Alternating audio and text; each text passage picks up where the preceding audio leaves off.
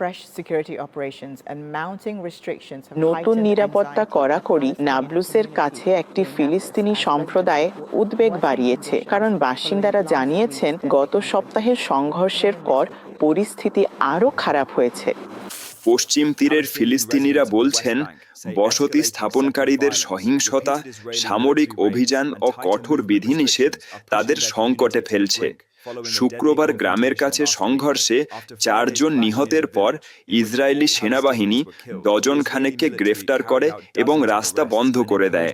ফিলিস্তিনিদের মতে গ্রামবাসীরা বাড়ি ও জমি দখল করতে আসা সশস্ত্র বসতি স্থাপনকারীদের থেকে নিজেদের রক্ষা করছিল। আমি ধৈর্য ধরছি এবং আরও ধৈর্য ধরব। যেমন কবি একবার বলেছিলেন, আমি ধৈর্য ধরব যতক্ষণ না ধৈর্যের সীমা শেষ হয়। আমি ধৈর্য ধরব যতক্ষণ না আল্লাহ যা ঘটার তা ঘটতে দেন, এবং আমি ধৈর্য ধরব যতক্ষণ না সব ধৈর্যশীল মানুষ বুঝতে পারে যে আমার ধৈর্য ছিল সবচেয়ে তিক্ত। কিন্তু এর পরে, এই তিক্ত ধৈর্যের পরে যা আসে তা হলো বিস্ফোরণ।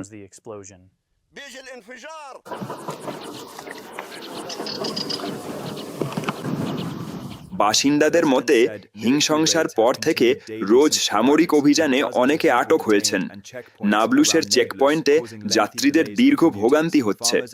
স্থানীয়রা বসতি স্থাপনকারীদের চাপ ও সম্পদ ফসলের কথাও জানিয়েছেন।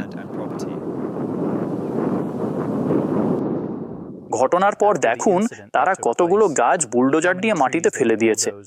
তারা কেন এটা কোন? গাছগুলো কি করেছে? গাছগুলো কি করেছে? এভাবে করার কারণ কি? সাম্প্রতিক সংঘাত অস্থিরতা বাড়িয়েছে, যেখানে বাসিন্দারা বলছেন চলমান সংঘর্ষ, সামরিক অভিযান ও চলাচল নিয়ন্ত্রণ পশ্চিম তীরকে আরও অস্থিতিশীল করতে পারে।